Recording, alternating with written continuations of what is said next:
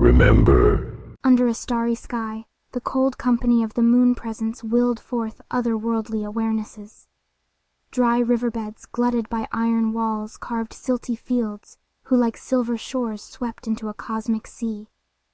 A blue ornament, the coalesced blue sky pooled above, alive with swirling clouds and boiling oceans. From upon EU, with Uyu hidden under a dark shadow, the forked whale screamed across the stars, tumbling end over end, shedding scales of ice that rained across the pale blue dot, girdled by dark fire and crowned by shining frost. Where had she been before? Elsewhere, hugged by the liquid warmth of bronze and bitters. How curious the shape of this strange night, unaffected by yellow fright. Directionless senses told Reyth she aspirated a dream, a vision of a splitting sky, like unto Arik. As joy rose, her senses faded from the wakeless world, and the sensation of hallucination took her through the dreamer's current, into drawing lines across the sand. The sand, like fine glass, cut under nails, and up to raking knuckles, digging like a bitch-mutt's paws for sunken stashes. Real pain turned uncertain acts into lucid preponderances, when from a distance she considered the work she'd been compelled to. Scratches and etches like the faceted angles of well-cut Surukukru sapphires, deliberate angles striking vague chords of distant recollections. Of Agla slabs, carved with the semblances of Sangar's parading children, hunting each other in the cycles of her seasons, a procession of old ones and beasts amid the six-stalked limbs of many-eyed monstrosities. A memory, a command, came to her. Remember. The symbols were there in thoughts of the past, in the filigree of the speaker's mask, under aged bones sensing for blind eyes, in the margins of Gregor's journal, and crystallized in the ink of Sophie's photographs. One such image blurred before her, the body of EU, carved with ancient symbols like a tree whittled to the fruit upon film. The dug-out gray gashes sizzled on the stolen image like dying embers, warm to the touch of old bones. Old bones, under old fingers, over old crossed legs, ashy and mottled by the new star, and woven with ink elk and eels. No longer within the weightless expanse of the white coast, the weight of age worn around her like a heavy dress. In the snap of sudden wakefulness, Reyth lurched for Raspberry, who neither nestled nor nested in the confines of a shelter, still servile but not her own. Sophie's clothes, camera, and photographs taken along with the trunk and rifle. All gone. Sitting upright, awake but immobile, the taste of bitter mead dissolved into pungent shit and urine amid rampant decay. That acrid, gut-churning stew no longer unfamiliar upon charred wind, as it carried with it the snot-clotted discussion of approaching dark ones. Panic pounded senses weakened, and Reyth perceived the fog of forever dream currents warped by the lens of her mind's unfocused wanderlust. Green eyes bade the arrival of black-coated men into the tent. Hunched and horrific, the visage elicited a trapped scream she could not free. Under unending age, in a body that refused to fight, Reyth sat helpless before a horrific smile, teeth sticky with ash, beneath dark emerald eyes powdered with corpse dust. The stolen sack of Quetz mithrite chiming in a hand opposite a crux cut from petrified wood. "Some might call this an honor, endless one," said the green-eyed devil. Surely this the coincidence of dreams, of her belly butterflies screaming out in fury, reaching through sleep from unfinished work, from purpose and penance. Sangar's dues, an alien body moved by dream's whimsy, as Reyth struggled to move her own, a body elsewhere, wherever upon the pale dot. A dream no longer. She felt breath leave lips, as the witness whispered a speaker's voice. "There's nae torments enough for what you've done, Dark One. The land shall upheave you." The devil slithered forth. Through lucid focus, Reyth peered beyond, outside. A thorned iron cage wreathed huddled sick and starved, crowded tangled gray tents in a fly-infested meadow. The weeping meadow? Oh, wilt and woe. The devil set the bag of moss aside and cupped the speaker's cheek with charred leather gloves. The vile distaste, distrust, and disgust was more than Reyth's own, shared by the witness. Beautiful and refined, the endless mind, a rare treat, a rare delight.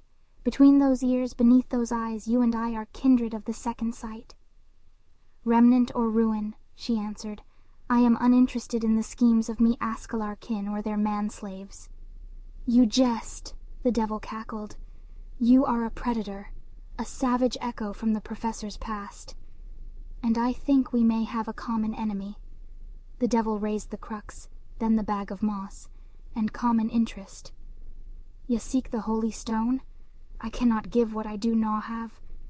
The young wolf drew close, his putrid scent of distant death and fresh fruits ripe as the day Reyth's vision returned. He picked at the speaker's loose silver locks. Don't think we don't know what you're up to in here. Seeing and scrying, you know much. I seek the... A voice afar bade, Answer! Reyth obeyed to give what she could not, ripping the stitches of melted lips, compelled to answer. Vomit filled her mouth. The wings of belly butterflies gristle and grit in her nose and teeth. Then, as if compelled too, the speaker spoke. Sangar's brood. Hands cupped spilling words, bubbled from a belly unready to give. Belly butterflies, why won't you die? Why flutter there under tongue and into the mind?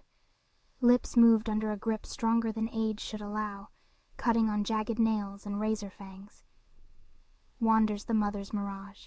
Within the roots of moss, throughout the lands lay labyrinths ever-changing, carved not by cutting currents through mountain rock, but by scythes of myria through material molten. That place comes only to those who are called. How fascinatingly unhelpful, you blood-drinking bitch. I'm no cartographer, I'm no surveyor, I'm no wishy wizard. I want the cruxer, you understand? Not mythrite or mirages. The devil considered, conjuring a fiendish scheme. He held the crux between them. The others, they seek gold and green. I seek an artisan dreamer. You're familiar, I presume?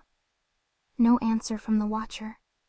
Reyth felt another's anger intermingle hers, colder and older than anything she'd ever known. The stoic response filled the devil's smile. Yes, there's the fire. These centuries must have been a blink of an eye for you. All that hate festering here in the Shroud. I'm not going to argue my master's means, but you and they, you and I, together we can bring this artisan to justice. Then you seek a contract, the speaker asked, and behind the seduction was a lie, the presence of deception, a truth Reyth could sense. This land is up for grabs, but my soul is not, the devil answered. The witness answered right back, my sight sees no more than your constructions. The one you seek walks hidden in broad daylight. Yet I sense your means are more established, he said. You have what I need. Give me my mark and I'll see your left be, to spy as you please. Hot and cold, frost and fire, the forks of Reyth's rage admired this other's. Scylla or no, their hate of this foul man and the foul way he walked burned pure. The belly butterflies quelled when their thoughts aligned. The devil drew away. An old hand seized when Reyth snatched for the small of his thin gray throat. Arc-light sizzled sight, but the devil swirled it away. Pain, somewhere, in another place. Freckles of starlight hung about them. The magister dispersed what remained with flashfire, kicking away cindered roots curled about black boots. I will put you down if you insist. A recalculation became a foreign smile over unfamiliar lips. Seek the fish of the wind, where the Avas live, upon the stump of the white tail, at the red hunch where the land ends. As if cocooned, writhing and raging, Reyth pressed into the silk of wakefulness. With no mouth to scream or fists to strike, Reyth found no means by which to escape. The harder she fought, the less congealed the dreamforms became. Into feverish flotsams and fields of fire she blazed old trails through the smashed white tail, where mighty ghosts of Turnus gasped, through throes of orgasm, of quiet moans against the neck, of silent love. Euphoria that, unlike the spice of bruise, did little to stem the pain. Unable to stir from the endless night which paralyzed her, Reyth went screaming into the void. Sleep and forget. Sleep and forget.